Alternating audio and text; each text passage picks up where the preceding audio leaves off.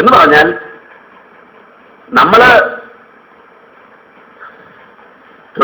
നമ്മൾ വർഗബോധം, സാമ്പത്തിക സമരമാത്ര ബോധം വർഗബോധത്തിന്റെ അത്രമാത്രം കുറവിനെയാണ് സൂചിപ്പിക്കുന്നത്. ഉയർന്ന വർഗബോധം എന്ന് പറഞ്ഞാൽ എന്താ? സോഷ്യലിസ്റ്റ് ബോധമാണ്. സോഷ്യലിസ്റ്റ് ബോധം എന്ന് പറഞ്ഞു കഴിഞ്ഞാൽ ഈ സാമൂഹ്യ വ്യവസ്ഥ മാറണം, ചൂഷണരഹിതമായൊരു സാമൂഹ്യ വ്യവസ്ഥ വരണം. അങ്ങനെ വരണം എന്നുള്ള ആഗ്രഹം മാത്രം പോരാ, ആ ചൂഷണരഹിതമായ സാമൂഹ്യ വ്യവസ്ഥ സ്ഥാപിക്കാൻ ചരിത്രത്താൽ നിയുക്തമായ വർഗമാണ് തൊഴിലാളി വർഗമെന്നുകൂടി മനസ്സിലാക്കുമ്പോഴാണ് വർഗബോധമാവുന്നത്.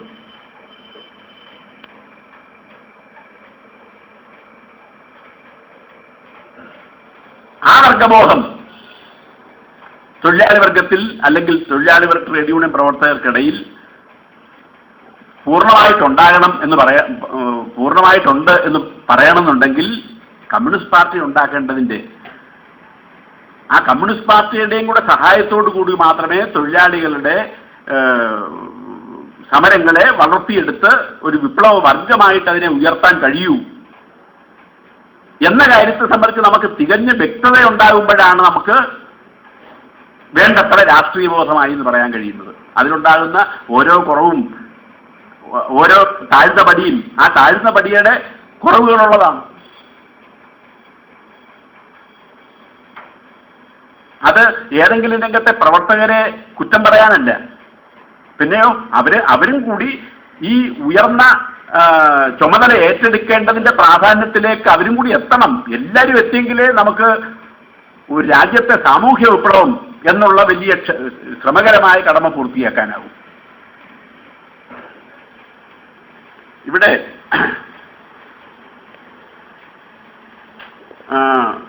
കമ്മ്യൂണിസ്റ്റ് മാനിഫെസ്റ്റോയുടെ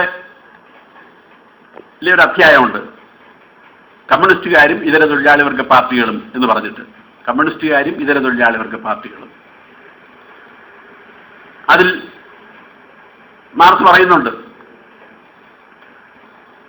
പൊതു തൊഴിലാളി വർഗത്തിന്റെ മേൽ എന്തെങ്കിലും ഒരു വിഭാഗീയ താല്പര്യം അടിച്ചേൽപ്പിക്കാനല്ല ഞങ്ങൾ നിൽക്കുന്നത്, കമ്മ്യൂണിസ്റ്റുകാർ നിൽക്കുന്നത്. മറ്റ് തൊഴിലാളി വർഗ പാർട്ടികളോ അല്ലെ മറ്റ് തൊഴിലാളി വർഗ വിഭാഗങ്ങളോ കമ്മ്യൂണിസ്റ്റുകാരും തമ്മിലുള്ള വ്യത്യാസം എന്താ? മറ്റുള്ളവർക്ക് ഇല്ലാത്ത എന്തോ ഒരു വിഭാഗീയ താല്പര്യം, ഒരു വിഭാഗീയമായ താല്പര്യം തൊഴിലാളി വർഗ പ്രസ്ഥാനത്തിന് മേൽ അടിച്ചേൽപ്പിക്കാനല്ല കമ്മ്യൂണിസ്റ്റുകാർ നിൽക്കുന്നത്. എന്നിട്ട് മാർക്സ് പറഞ്ഞു എന്താ വ്യത്യാസം. മാർക്സ് പറഞ്ഞു, ഞങ്ങൾ കമ്മ്യൂണിസ്റ്റുകാർ പ്രാദേശിക സമരങ്ങളിൽ ദേശീയ താല്പര്യങ്ങൾ ഉയർത്തിക്കാട്ടും, ദേശീയ താല്പര്യങ്ങളുടെ പ്രാധാന്യം ഉയർത്തിക്കാട്ടും, അല്ലെങ്കിൽ ദേശീയ താല്പര്യങ്ങളുമായി ഈ പ്രാദേശിക സമരങ്ങൾക്കുള്ള ബന്ധത്തിന്റെ പ്രശ്നം ഉയർത്തിക്കാട്ടും. ദേശീയ സമരങ്ങളിൽ സാർവദേശീയ മാനം ഉയർത്തിക്കാട്ടും. പ്രാദേശിക സമരങ്ങളിൽ ദേശീയ താല്പര്യങ്ങൾ, ദേശീയ സമരങ്ങളിൽ സാർവദേശീയ മാനം ഇതിന്റെ ഉയർത്തിക്കാട്ടും. എന്ന് പറഞ്ഞാൽ പ്രാദേശിക ബോധത്തിലോ ദേശീയ ബോധത്തിലോ ചുരുങ്ങി നിൽക്കാൻ ആഗ്രഹിക്കുന്നവരെ കൂടുതൽ ഉയർന്ന ബോധത്തിലേക്ക് എത്തിക്കാൻ പരിശ്രമിക്കുമെന്നുള്ളതാണ് മറ്റുള്ളവരിൽ നിന്ന് കമ്മ്യൂണിസ്റ്റുകാരെ വേർതിരിക്കുന്ന ഒരു കാര്യം. രണ്ടാമത് മാർക്സ് ചൂണ്ടിക്കാണിച്ചത് പ്രസ്ഥാനത്തിന്റെ പുരോഗതിയുടെ ഓരോ ഘട്ടത്തിലും അന്തിമ താല്പര്യം എന്താണെന്ന് ഞങ്ങൾ ചൂണ്ടിക്കാണിക്കും. പ്രസ്ഥാനത്തിന്റെ പുരോഗതിയുടെ ഇപ്പൊ ജനകീയാസൂത്രണ വിപ്ലവം ഘട്ടമേ ആയുള്ളൂ, പക്ഷേ അന്തിമ ലക്ഷ്യം സോഷ്യലിസമാണെന്ന് ഞങ്ങൾ ചൂണ്ടിക്കാണിക്കും. അങ്ങനെ പ്രസ്ഥാനത്തിന്റെ പുരോഗതിയുടെ ഓരോ ഘട്ടത്തിലും, ഇപ്പൊ ട്രേഡ് യൂണിയൻ സംഘടിപ്പിക്കുന്ന ഘട്ടത്തിലേ പ്രസ്ഥാനം എത്തിയിട്ടുള്ളൂ, പക്ഷേ സാധ്യമായ എത്ര അവിടെ നിന്നാ പോരാ എന്നുള്ള കാര്യം ഞങ്ങൾ ചൂണ്ടിക്കാണിക്കും. കമ്മ്യൂണിസ്റ്റുകാർ എന്താ അന്തിമ ലക്ഷ്യമെന്ന് ചൂണ്ടിക്കാണിക്കും. അങ്ങനെ കാലദേശ പരിമിതികൾക്കതീതമായി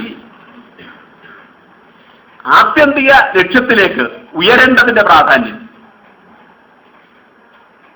എന്നിട്ട് മാർക്സ് പറഞ്ഞു, എന്നും ഞങ്ങൾ പ്രസ്ഥാനത്തിന്റെ പൊതു താല്പര്യങ്ങളെയാണ് പ്രതിനിധാനം ചെയ്യുന്നത് കമ്മ്യൂണിസ്റ്റുകാർ. എന്നും എവിടെയും എപ്പോഴും തൊഴിലാളി വർഗ പ്രസ്ഥാനത്തിന്റെ പൊതു താല്പര്യങ്ങളെയാണ് ഞങ്ങൾ പ്രതിനിധാനം ചെയ്യുന്നത്. ആ പൊതു താല്പര്യങ്ങളെ ചൂണ്ടിക്കാണിക്കുമെന്നുള്ളതിൽ കവിഞ്ഞ് കമ്മ്യൂണിസ്റ്റുകാർക്ക് എന്തെങ്കിലും സങ്കുചിത താല്പര്യം തൊഴിലാളികൾക്ക് പ്രസ്ഥാനത്തിന് മേലില്ല. വിഭാഗീയ താല്പര്യങ്ങളില്ല. എന്നും നമ്മുടെ പൊതു ലക്ഷ്യത്തിലേക്ക്, പൊതു താല്പര്യങ്ങളിലേക്ക് തൊഴിലാളി വർഗത്തിന്റെ ശ്രദ്ധ ക്ഷണിക്കാനാണ് കമ്മ്യൂണിസ്റ്റുകാർ ശ്രമിക്കുന്നത്. അതാണ് കമ്മ്യൂണിസ്റ്റുകാരും മറ്റുള്ള തൊഴിലാളി വർഗ പ്രവർത്തകരും തമ്മിലുള്ള വ്യത്യാസമെന്ന് മാർക്സ് ചൂണ്ടിക്കാണിച്ചു. എന്ന് പറഞ്ഞാൽ ഈ സാമൂഹ്യ വ്യവസ്ഥ മാറ്റേണ്ടതിന്റെ ആവശ്യകത, അതിൽ തൊഴിലാളി വർഗത്തിന്റെ ചരിത്രപരമായ ദൗത്യം, ഇന്ത്യയെ പോലൊരു പിന്നോക്ക രാജ്യത്ത് നമ്മൾ തൊഴിലാളി വർഗത്തെ സംബന്ധിച്ചാണ് ഇവിടെ പറയുന്നത്. ഒരു മുതലാളിത്ത സാമൂഹ്യ വ്യവസ്ഥയെ, മുതലാളിത്ത സമൂഹത്തിൽ നിന്ന് സോഷ്യലിസ്റ്റ് സാമൂഹ്യ വ്യവസ്ഥയിലേക്കുള്ള വളർച്ച എങ്ങനെ എന്ന് പറയുമ്പോഴാണ് തൊഴിലാളി വർഗത്തെ പറ്റി പറയുന്നത്. കാരണം തൊഴിലാളി വർഗമായ എണ്ണത്തിൽ ഭൂരിപക്ഷം ഒരു ഇൻഡസ്ട്രിയലിസ്റ്റ് സമൂഹത്തിൽ, വ്യവസായവൽകൃത സമൂഹത്തിൽ, ഒരു വികസിത രാജ്യത്ത്. പക്ഷെ എന്നാൽ ഇന്ത്യയെ പോലുള്ള വികസിത രാജ്യത്ത് അതല്ലേ യാഥാർത്ഥ്യം. അപ്പൊ അതുകൊണ്ട് ഇവിടെ തൊഴിലാളി വർഗ പ്രസ്ഥാനത്തെ എങ്ങനെ നയിക്കണമെന്ന് മാത്രം അറിഞ്ഞാലും പോരെ കമ്മ്യൂണിസ്റ്റുകാർ. തൊഴിലാളി വർഗത്തിന്റെ സഖ്യശക്തിയായ ആവേണ്ട കൃഷിക്കാരെ അതിന് പ്രാപ്തമാക്കൽ.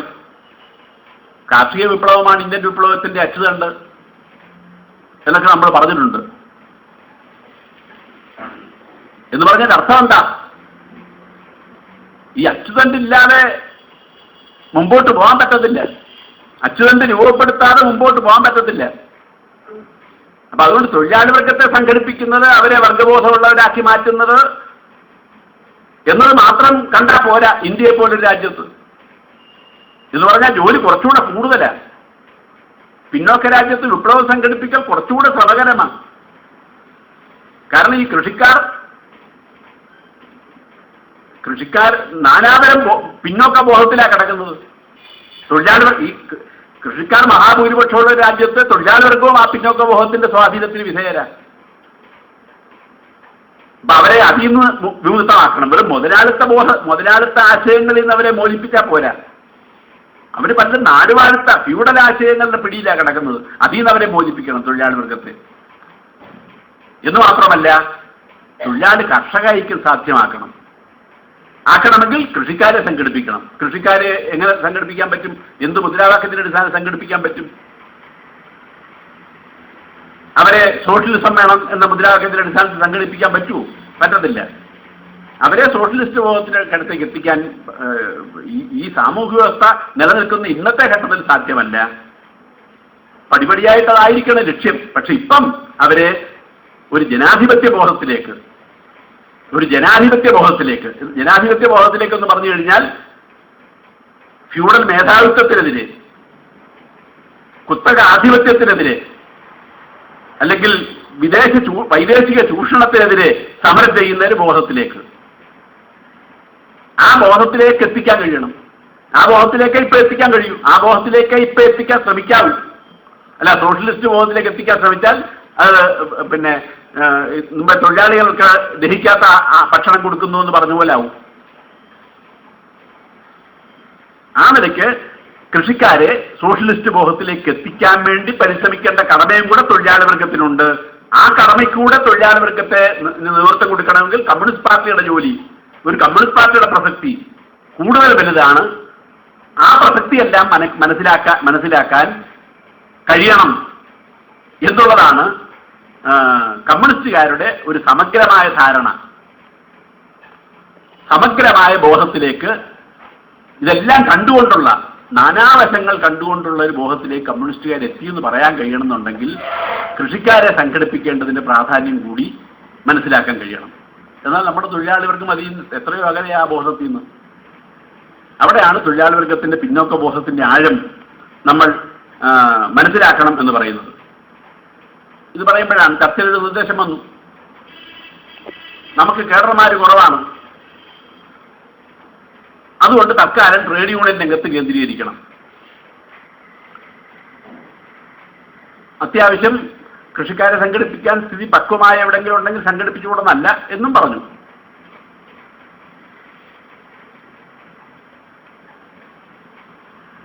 രാജ്യത്തിന്റെ ഈ സ്ഥിതിയുടെ പ്രത്യേകതയും കൂടെ മനസ്സിലുണ്ടെങ്കിലേ,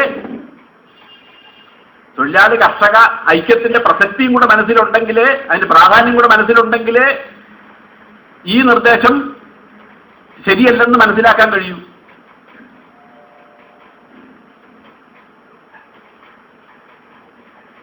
തൊഴിലാളി പ്രസ്ഥാനത്തെ എങ്ങനെയാ വളർത്തേണ്ടത്? കർഷകരുമായുള്ള ഐക്യത്തിന്റെ ആവശ്യകത കൂടി ബോധ്യപ്പെടുത്തിക്കൊണ്ട് വേണം വളർത്താൻ.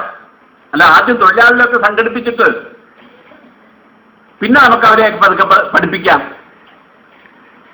ആരംഭദശയിൽ തന്നെ തൊഴിലാളി കർഷക ഐക്യത്തിന്റെ ആവശ്യകതയും കൂടെ പഠിപ്പിക്കാൻ ശ്രമിക്കണം. അവർ പഠിക്കുകയോ എന്നുള്ളതെല്ലാം നമ്മളെ ആശ്രയിച്ചല്ല നിൽക്കുന്നതെന്ന് ഞാൻ പറഞ്ഞു. പക്ഷേ അങ്ങനെ പഠിപ്പിക്കേണ്ടതാണെന്നുള്ള ഒരു ബോധ്യം പഠിപ്പിക്കുന്നവർക്കുണ്ടാവണം. എന്ന് മാത്രമല്ല, നമ്മുടെ രാജ്യത്ത് തൊഴിലാളിക്ക് അത് മനസ്സിലാകുകയും ചെയ്യും. കാരണം അവർ കൃഷിക്കാരുടെ അല്ല ജീവിക്കുന്നത്. അല്ല, അവർ കൃഷിക്കാരിൽ നിന്ന് ഒറ്റപ്പെട്ട് നിൽക്കുന്ന ഒരു വർഗമല്ല. അപ്പോൾ കർഷക പ്രശ്നങ്ങളോട് പ്രതികരിക്കാൻ മനസ്സുകൊണ്ട് സന്നദ്ധരും കൂടെ അവരെ അതിലേക്ക് നയിച്ചാൽ മതി. അവരുടെ കുടുംബാംഗങ്ങൾ തന്നെ കൃഷിക്കാർ. അവർ കൃഷിക്കാരുടെ ഇടയിൽ നിന്ന് വന്നവരാ. അപ്പൊ അവരെ അതിനോട് പ്രതികരിക്കാൻ പരിശീലിപ്പിക്കുക, പഠിപ്പിക്കുക, അതൊരു ടാസ്കാണെന്ന് അവരെ ബോധ്യപ്പെടുത്തുക പ്രധാനം.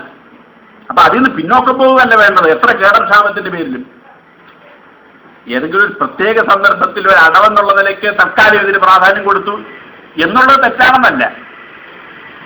പക്ഷെ ഒരു സമീപനം, ഒരു നയം എന്നുള്ള നിലയ്ക്ക് അതിനുവേണ്ടി വാദിക്കുന്നത് ശരിയല്ല. അത് ഈ സങ്കീർണത മനസ്സിൽ വരാത്തതുകൊണ്ട് അങ്ങനെ ആലോചിക്കുന്നത്.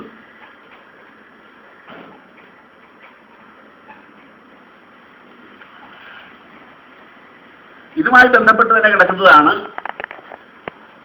വികസനത്തോടുള്ള സമീപനം.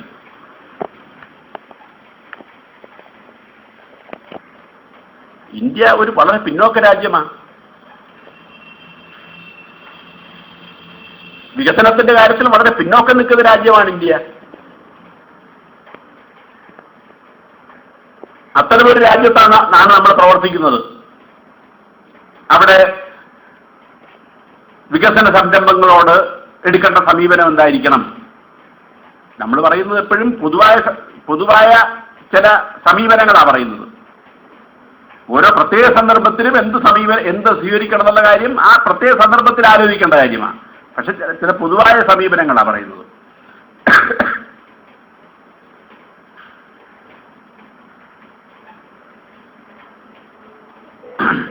വികസനം ഇന്ത്യ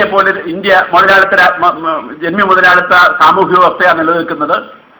ഇത്തരമൊരു രാജ്യത്ത് മുതലാളിത്ത ഭരണകൂടം നടപ്പിലാക്കുന്ന വികസന പരിപാടികൾക്ക് അതിന്റെ വർഗ സ്വഭാവത്തിന്റെ മുദ്ര കാണത്തില്ലേ? തീർച്ചയായും കാണും. കാരണം അത് ചൂഷകവർഗ താല്പര്യം സംരക്ഷിക്കാൻ വേണ്ടിയുള്ളതാണ് അവരുടെ വികസന നയം. ചൂഷകവർഗ താല്പര്യം സംരക്ഷിക്കാൻ, മുതലാളിത്ത താല്പര്യങ്ങൾ സംരക്ഷിക്കാൻ വേണ്ടിയുള്ളതാണ് അവരുടെ വികസന സമീപനം. ആ സമീപനം അത്രമാത്രം ജനവിരുദ്ധ ഭാവം കൂടെ ഉൾക്കൊള്ളുന്നതായിരിക്കും, തർക്കമില്ല കാര്യത്തിൽ. കാരണം ലാഭം മാത്രം ലക്ഷ്യമാക്കുന്നതാണത്, സാമൂഹ്യ പുരോഗതിയാകെ ലക്ഷ്യമാക്കുന്നതല്ല. ആ പരിമിതികളുണ്ടാവും. ആ പരിമിതിയെ തുറന്നു കാണിക്കുകയും ചെയ്യണം. ആ പരിമിതിയെ തുറന്നു കാണിക്കേണ്ടത് നമ്മൾ വികസിപ്പിച്ചു കൊണ്ടുവരാൻ ആഗ്രഹിക്കുന്ന മുതലാളിത്ത ഇന്നത്തെ സാമൂഹ്യ വ്യവസ്ഥയ്ക്കെതിരായുള്ള ജനകീയ സമരങ്ങൾ പുഷ്ടിപ്പെടുത്താൻ ആവശ്യമാണ്. പക്ഷേ അത് തുറന്നു കാണിക്കുമ്പോൾ തന്നെ മുതലാളിത്ത സാമൂഹ്യ വ്യവസ്ഥയ്ക്കകത്ത് മുതലാളിത്ത താല്പര്യങ്ങൾക്കനുസരിച്ചുള്ള വികസന പ്രവർത്തനങ്ങളാണ് നടക്കുന്നത്.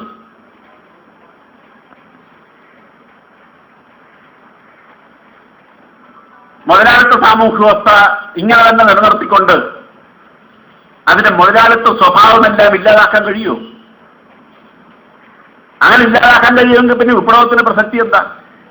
വിപ്ലവമൊന്നും വേണ്ട, മുതലാളിത്ത സാമൂഹ്യ വ്യവസ്ഥയും ഭരണകൂടം നിൽക്കുമ്പോൾ തന്നെ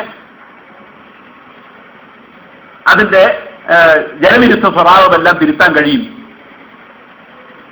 അങ്ങനെ തിരുത്തിയിട്ട് മതി വികസനം എന്ന് സമീപനമെടുത്താൽ അത് ഒരു ജനകീയ ജനാധിപത്യ മുന്നണി കരിപ്പിടിപ്പിക്കാൻ സഹായകരമാകുമോ?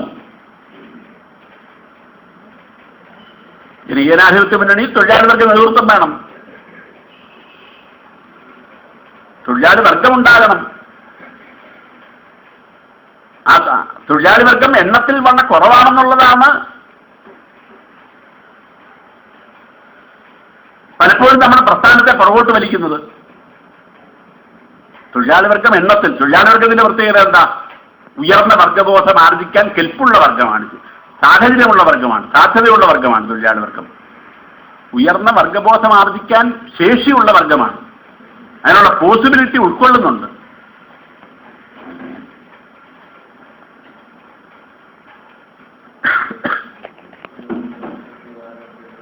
അതിനുള്ള സാധ്യത ഉൾക്കൊള്ളുന്നുണ്ട്. സാധ്യത യാഥാർത്ഥ്യമാകുമോ എന്നുള്ളത്, സാധ്യതയും യാഥാർത്ഥ്യവും രണ്ടും രണ്ടാ, എന്നാൽ രണ്ടും ബന്ധപ്പെട്ടതാ. സാധ്യതയായ യാഥാർത്ഥ്യമാകുന്നത്, പക്ഷേ സാധ്യത യാഥാർത്ഥ്യമാക്കണമെങ്കിൽ അതിൻ്റെതായ സാഹചര്യങ്ങൾ രൂപപ്പെടുത്തിയെടുക്കേണ്ടതായിട്ടുണ്ട്, രൂപപ്പെട്ട് വരേണ്ടതായിട്ടുണ്ട്, രൂപപ്പെടുത്തിയെടുക്കേണ്ടതായിട്ടുണ്ട്.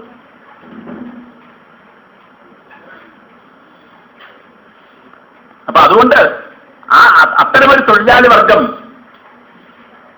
മുതലാളിത്ത സാമൂഹ്യ വ്യവസ്ഥയിൽ അത്തരമൊരു തൊഴിലാളി വർഗത്തിന്റെ സാന്നിധ്യത്തെ ശക്തിപ്പെടുത്തുക ചെയ്യുന്നത് ഇത്തരം പല വ്യവസായ സംരംഭങ്ങൾ. മാർക്സ് തന്നെ പറഞ്ഞത് എന്താ?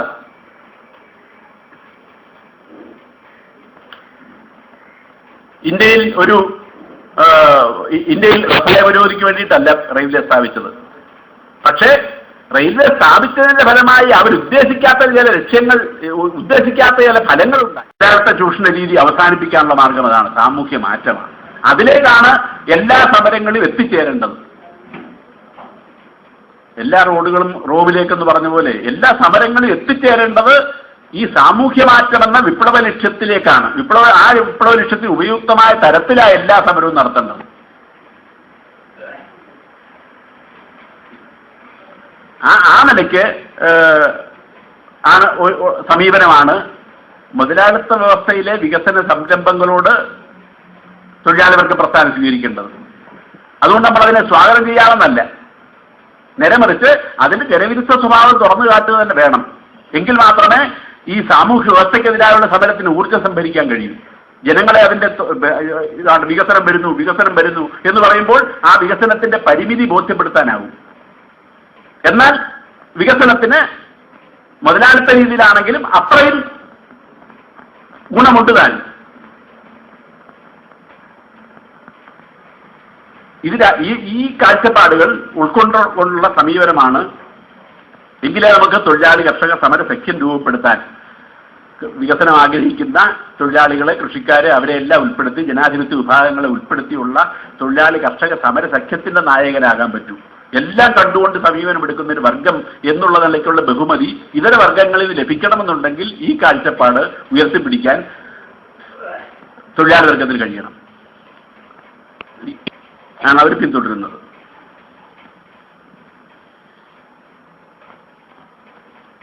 എന്നുവെച്ചാൽ സാമൂഹ്യ വിപ്ലവ ലക്ഷ്യത്തിന് വിധേയമാക്കി വേണം ഓരോരോ പ്രശ്നങ്ങളോടുള്ള സമീപനം സ്വീകരിക്കാൻ. അല്ലാതെ ഇപ്പം ഈ തിരുത്തിക്കളയും എന്ന സമീപനം അല്ല സ്വീകരിക്കേണ്ടത്. ഈ വ്യവസ്ഥ നിലനിർത്തിക്കൊണ്ട് തന്നെ ഇങ്ങനെ ഓരോ പ്രശ്നങ്ങൾക്കുമെതിരായി പോരാടി അതിനെ തിരുത്തിക്കളയാമെന്നുള്ള മോഹം യഥാർത്ഥത്തിൽ പാർലമെന്ററിസത്തിന്റെ മറ്റൊരു രൂപമാണ്. അത് ആത്യന്തികമായി തെരഞ്ഞെടുപ്പ് രാഷ്ട്രീയ ലക്ഷ്യം വെച്ചുള്ള പ്രവർത്തനമായിട്ട് അങ്ങ് ചുരുങ്ങുക ചെയ്യുന്നത്. അങ്ങനെ ചുരുങ്ങുന്നതിന്റെ ഫലമായിട്ടാണ് CPIM പോലും ഇൻഡോ ആസിയാൻ കരാർ വരുമ്പോൾ ഉടനെ അത് എതിർക്കുക എന്ന സമീപനത്തിലേക്ക് വരുന്നത്. ആ ഇൻഡോ ആസിയാൻ കരാർ ഇന്ത്യൻ വിപ്ലവ പ്രസ്ഥാനം ലോക വിപ്ലവ പ്രസ്ഥാനത്തിന്റെ ഭാഗമാകേണ്ടതാണ്. അതിനെ എങ്ങനെ സഹായിക്കും എന്നുള്ള പരിഗണനയില്ലാതെ അപ്പൊ ഇവിടെ SUCI CPIM ആണെങ്കിലും മറുഭാഗത്ത് CPM ആണെങ്കിലും പരസ്പര വിരുദ്ധവും തോന്നുമെങ്കിൽ പോലും രണ്ടുപേരും എടുക്കുന്ന സമീപനം ഒരിടത്ത് തന്നെ എത്തിച്ചേരും പല കാര്യങ്ങളിലും.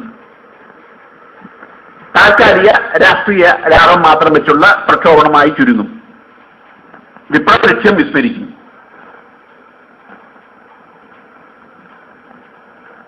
ഇതാണ് സംഭവിക്കുന്നത്. അപ്പൊ അത്തരം ദൗർബല്യങ്ങളിൽ നിന്ന് മോചിതമായി നിൽക്കാൻ കഴിയണം. അങ്ങനെ വരുമ്പോൾ ഇടതുപക്ഷം എന്ന് പറയുന്നവരെല്ലാം ഒരു പൊതു നിലപാടെടുക്കുമ്പോൾ നമ്മളതൊന്ന് ഒറ്റപ്പെടുകയാണല്ലോ എന്ന് തോന്നാം. ചിലപ്പോൾ ചില ശക്തിപ്പെടുത്തുന്നതിൽ ഇനി ഒട്ടേറെ നമുക്ക് മുമ്പോട്ട് പോകാനുണ്ട് എന്ന് പറയുമ്പോൾ ചോദ്യം ചോദിക്കാം. അപ്പം പാർട്ടി കെട്ടിപ്പടുക്കുക, ഒരു വിപ്ലവ പാർട്ടി കെട്ടിപ്പടുക്കുക എന്നുള്ള അടിത്തറ പൂർത്തീകരിക്കുന്നില്ല, അല്ലെ അടിത്തറ ഭദ്രമാക്കുന്നതിൽ ഇനിയും നമുക്ക് ഒട്ടേറെ മുമ്പോട്ട് പോകാനുണ്ട് എന്ന് പറയുമ്പം അപ്പം അടിത്തറ അങ്ങനെ ഭദ്രമാക്കുന്ന ജോലി ഉണ്ടെങ്കിൽ അതെല്ലാം കഴിഞ്ഞിട്ടാണോ ബാക്കി ഇനി മേൽപ്പുര വർഗപ്രതിനിധി സംഘടനകൾ കെട്ടിപ്പടുക്കാനോ ഒക്കെ പോകുന്നത്? ഇപ്പം ഈ പ്രത്യയശാസ്ത്ര രാഷ്ട്രീയ അടിത്തറ ശക്തിപ്പെടുത്തലാണ് ഇപ്പൊ പ്രധാനപ്പെട്ട കടമ എന്ന് പറയുമ്പോൾ പ്രധാനപ്പെട്ട കടമ അതാണ്. അത് കഴിഞ്ഞിട്ടാണോ വർഗപ്രതിനിധി സംഘടനകൾ ശക്തിപ്പെടുത്തുക എന്നൊക്കെ ഉള്ള കടമ പൂർത്തീകരിക്കാൻ പോകുന്നത്, അല്ലെങ്കിൽ ആ ശ്രമം ആരംഭിക്കാൻ പോകുന്നത്? അങ്ങനെ കേവലമായിട്ടല്ല അതിനെ കാണേണ്ടത്. നേരെ മറിച്ച് പ്രത്യയശാസ്ത്ര രാഷ്ട്രീയ ബോധം, അതിനാൽ ആയുധമണിഞ്ഞൊരു പാർട്ടി കെട്ടിപ്പടുക്കുക എന്നുള്ളത് പരമപ്രധാനമായ ജോലി. ആ പരമപ്രധാനമായ ജോലി ചെയ്യുന്നത് പ്രയോഗത്തിൽ നിന്ന് വേറിട്ടല്ല. വർഗപ്രതിനിധികൾ കെട്ടിപ്പടുക്കലൊക്കെ പ്രയോഗമാണ്, ആ സിദ്ധാന്തം പ്രയോഗവൽക്കരിക്കാനുള്ള പരിശ്രമമാണ്. അതിൽ നിന്ന് വേറിട്ടല്ല അടിത്തറ ഭദ്രമാക്കുന്ന ജോലി. അതുമായി ബന്ധപ്പെട്ട് തന്നെയാണ് കിടക്കുന്നത്, അതുകൂടെ ചേർന്നാ ചെയ്യുന്നത്. അവർക്കുമുള്ള ഒരു തെറ്റിദ്ധാരണ തിരുത്തേണ്ടത് അടിയന്തര ആവശ്യമാണ്. എല്ലാവരും പറയും ജനകീയ പ്രശ്നങ്ങളിൽ ഇടപെടണം പാർട്ടി, ജനകീയ പ്രശ്നങ്ങളിൽ ഇടപെടണം. ജനകീയ പ്രശ്നങ്ങളിൽ ഇടപെടാതെ എങ്ങനെ പാർട്ടി മുമ്പോട്ട് പോകും? അങ്ങനെ സാധാരണ മറ്റു പാർട്ടികൾ ചെയ്യുന്നത് പോലെ ജനകീയ പ്രശ്നങ്ങളിൽ ഇടപെടുക, അങ്ങനെയാണോ കമ്മ്യൂണിസ്റ്റുകാർ ആർജിക്കേണ്ട ശൈലി? എവിടെങ്കിൽ ഒരു പ്രശ്നം ഉണ്ടായിക്കഴിഞ്ഞാൽ ഉടനെ കമ്മ്യൂണിസ്റ്റ് പാർട്ടി പോവുക, ധർണ ഇരിക്കുക, അവിടെ നേതാക്കന്മാരെല്ലാം കൂടെ ധർണ ഇരിക്കുന്നതിന്റെ ഫലമായിട്ട് കുറച്ച് ചുറ്റും കൂടുക. അങ്ങനെ നമ്മുടെ പാർട്ടിയുടെ പ്രക്ഷോഭണം കണ്ടോ, ജനങ്ങളുടെ ഒരു ഉണർവിനെ ഇടയാക്കിയില്ലേ? നമ്മുടെ പാർട്ടി ഉണ്ടെന്ന് നാട്ടുകാരൊക്കെ അറിഞ്ഞില്ലേ? അങ്ങനെ പാർട്ടിയുടെ സാന്നിധ്യം അറിയിക്കണ്ടേ? ഇവിടെ ഉന്നയിക്കപ്പെട്ടതുപോലെ ഡോക്ടർമാരെ തടയുക, നക്സലേറ്റുകൾ ചെയ്തത് ഇടതുപക്ഷ സാഹസിക എന്നതൊക്കെ നമ്മൾ പറഞ്ഞാലും ജനശ്രദ്ധയെ ആകർഷിച്ചില്ലേ?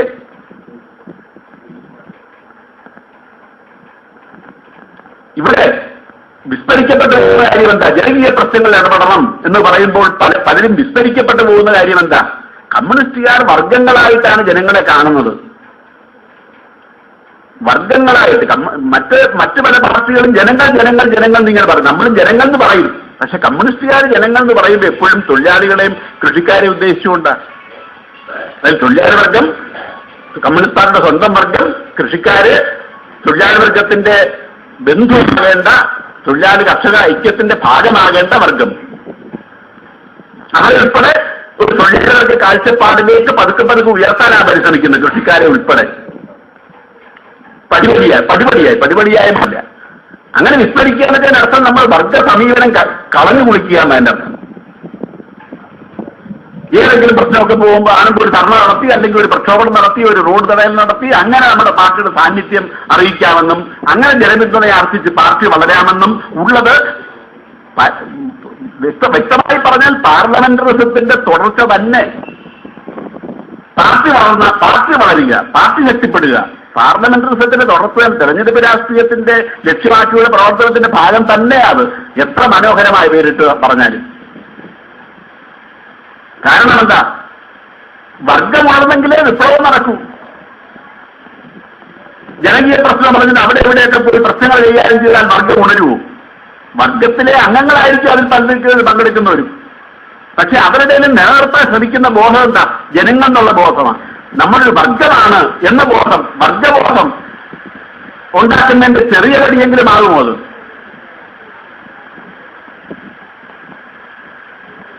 ആവത്തില്ല. ഇന്ന് മാത്രമല്ല, വർഗബോധത്തിൽ നിന്ന് പിന്നോട്ട് വലിക്കലാവും, അത് പിന്നോക്കം വലിക്കലാവും.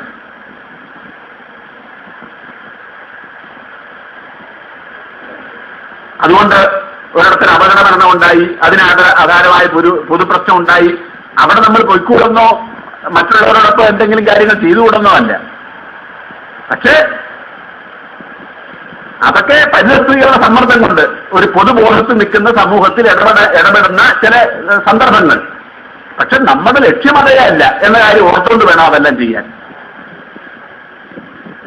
ഞാൻ പറഞ്ഞത്, ഇന്ത്യയെ പോലും രാജ്യത്ത് വളരെ പിന്നോക്ക ബോധം നിൽക്കുന്ന ഒരു സമൂഹത്തിൽ കമ്മ്യൂണിസ്റ്റ് പാർട്ടിയുടെ കടമ ഇത്തരം ജനങ്ങൾ കൂടുന്നിടത്തെല്ലാം കൂടൽ, ജനങ്ങളോടത്ത് പോകലെന്നല്ല, ജനങ്ങളോടത്ത് കമ്മ്യൂണിസ്റ്റുകാർ വേണമല്ലോ, മരണത്തിന് പോവൽ, അടിയന്തരത്തിനും, ഇങ്ങനെ ഇതുപോലെയെല്ലാം ജനകീയ ബന്ധം ഉണ്ടാക്കാമെന്നും അങ്ങനെ ഒരു പാർട്ടി എന്നുള്ളതിലേക്കുള്ള അസ്തിത്വം സ്ഥാപിച്ചെടുക്കാമെന്നുമുള്ള മോഹം പാർലമെന്ററി മോഹമാണെന്ന് തിരിച്ചറിയുമ്പോഴേ നമുക്ക് തിരുത്താൻ കഴിയത്തുള്ളൂ. അതിന് വ്യത്യസ്തമായി വർഗങ്ങളെ സംഘടിപ്പിക്കലാണ് നമ്മുടെ ഒന്നാമത്തെയും രണ്ടാമത്തെയും മൂന്നാമത്തെയും ജോലി എന്നുള്ള നിലയ്ക്ക് അതിന്റെ പ്രാധാന്യം ബോധ്യപ്പെടുമ്പോഴേ ഒരു കമ്മ്യൂണിസ്റ്റുകാരുണ്ടാകേണ്ട ബോധത്തിന്റെ തുടക്കമെങ്കിലുമായി എന്ന് പറയാൻ പറ്റൂ.